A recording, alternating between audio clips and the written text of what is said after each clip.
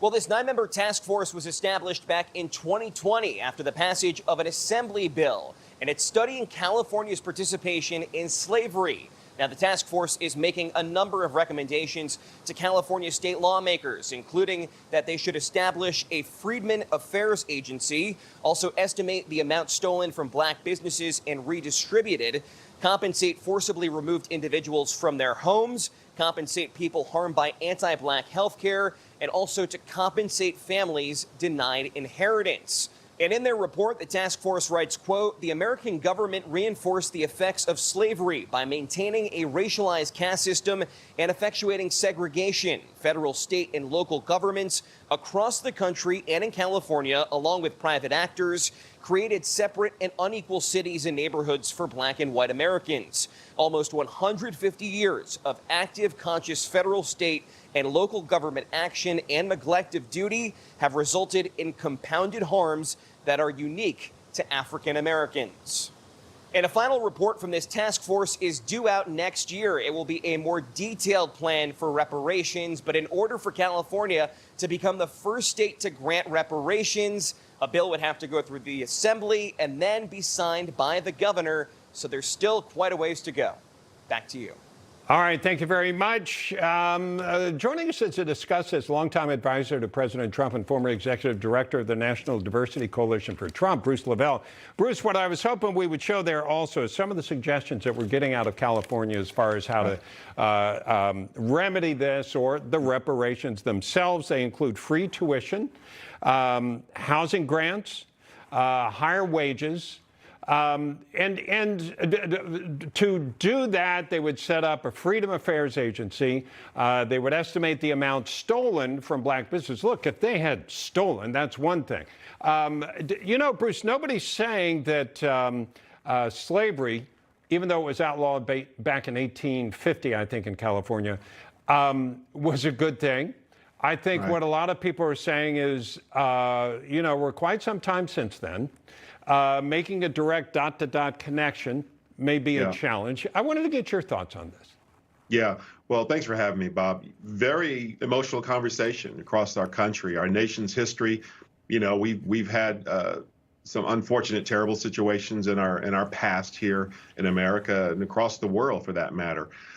You know, this has been brought up, I believe, 30 plus years ago, and it's been wavered to see who is eligible and where and how it's distributed. But here's something interesting. If you remember last year, the Manhattan Beach that was formed in 1924, you saw that, I believe it was September of 2021 last year, where the state awarded a black family that the illegal eminent domain went in and took the land and the property that they had since 1924. So that was awarded on that. And this is something, Bob, I've always said, too. I think it's applicable to all Americans. If the government overreached and took your land, no matter who you are, what color you are, there needs to be restitution in terms of if that is to be traceable to anybody, for that matter.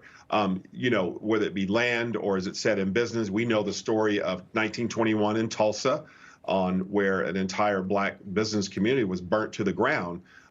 You know, and there's other Rosebud in Florida, up in early parts of Harlem, and these very black, vibrant businesses in terms of where they were at. And even some from a sharecropper perspective, and who owned the land and how the deeds where the deeds were surrendered in deed of lieu of foreclosure based on not having the knowledge about their rights owning the land. You know, the list goes on. It's a very muddy water. It's a dark past, respectfully, and I say this respectfully, all Newsmax viewers. I say this with compassion, because I'm in the forefront of the healing process of going forward and trying to come to some form of resolution to talk about this and not just throw it away. Well, I think that the challenge that you're talking about is even having the paper trail to prove ownership and connection to families today. And unless I'm interpreting this wrong, the California concept here is if you're a person of color, you were essentially affected by what was done at that time. Correct. And I think the question then would be, what is fair? Is it fair then to treat people that, for all intents and purposes, have equal opportunity today? I think you're somebody that you're a self-made man. I think people are looking for equal opportunity, not to be given something that they haven't earned. And I was wondering, is taking aside what you're talking about, if you start giving free tuition because of someone's race, housing grants because of someone's race, not tracing the paperwork like you're talking about, is that a good thing? Well,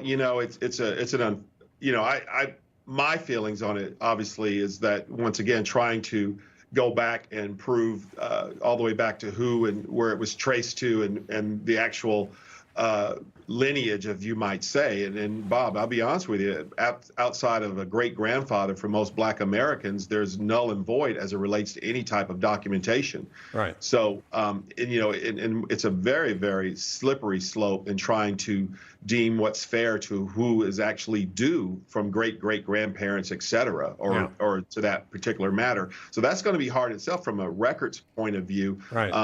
We can go across the board and look at other cultures across the country, the Chinese that built the railroads in California. And what went on. My wife's family's Hispanic. Hispanics, especially in California. Yeah, exactly. And I'm not trying to pivot off of it and then not water down the atrocities that this country has from 1500 to 1619, and from 1619 to 1865, when slavery was abolished. So and that's why I'm an advocate of cultural reconciliation, getting to know each other from different cultures, to try to get some good communications going, so we can have an understanding, so we can learn from the past and move forward. But Bob, it's a very hard situation that a lot of folks, Democrats and Republicans and leaders, are having to talk about on how to deal with it. Okay. Thanks, Bruce, for talking with us. Appreciate it. Yeah. Thanks, Bob. Thanks for having me. All right. Bruce LeVell there.